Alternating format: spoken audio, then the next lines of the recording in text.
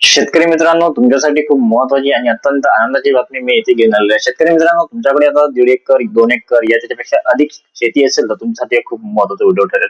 शेतकरी मित्रांनो, आता महाडीबीटी अंतर्गत तुम्हाला सरकारकडून ट्रॅक्टर खरेदी करण्यासाठी 75% ते 90% अनुदान मिळणार आहे. तर शेतकरी मित्रांनो, यासाठी तुम्हाला आता कोणकोणते कागदपत्र लागणार आहे आणि हा अर्ज कुठे सादर करावा लागणार आहे याची संपूर्ण माहिती तुम्हाला मी या व्हिडिओमध्ये सांगणार आहे. चॅनलवर पहिल्यांदा आल्यास चॅनलला सबस्क्राईब करून ठेवा आणि माझ्या इंस्टाग्राम चॅनलला सुद्धा फॉलो करून ठेवा. आणि मित्रांनो, ह्या व्हिडिओला शेवटपर्यंत बघा.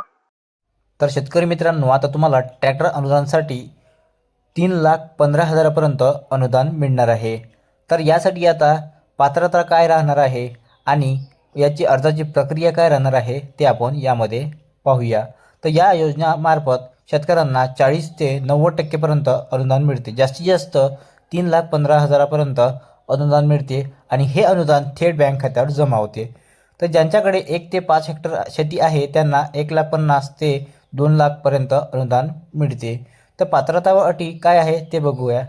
तर 1 शेतकरी महाराष्ट्रातील रहिवासी असणं आवश्यक आहे. 2 शेतकऱ्याच्या नावावर सातबारा असणं आवश्यक आहे. 3 ट्रॅक्टर शेती कामासाठीच वापरण्यात यावा आणि 4 मागील 5 वर्ष हे अनुदान घेतले नसावे आणि 5 योजनेचा फायदा कुटुंबातील एकाच व्यक्तीला घेता येईल आणि महिला शेतकरी असल्यास त्यांना 3,15,000पर्यंत अनुदान मिळणार आहे.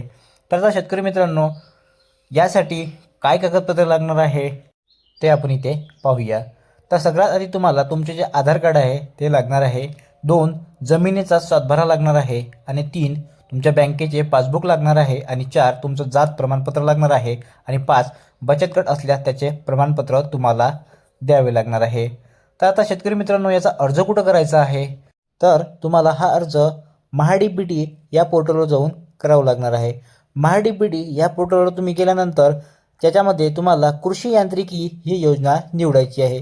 कृषी यांत्रिकी ही योजना निवडल्यानंतर त्यामध्ये तुम्हाला तो संपूर्ण फॉर्म भरावा लागणार आहे आणि त्याच्यामध्ये तुमचे जे कागदपत्र आहे ते अपलोड करावं लागणार आहे आणि फॉर्म सबमिट करावं लागणार आहे. तर अशा प्रकारे शेतकरी मित्रांनो, तुम्ही ट्रॅक्टर अनुदान योजनेचा जो अर्ज आहे तो करू शकता.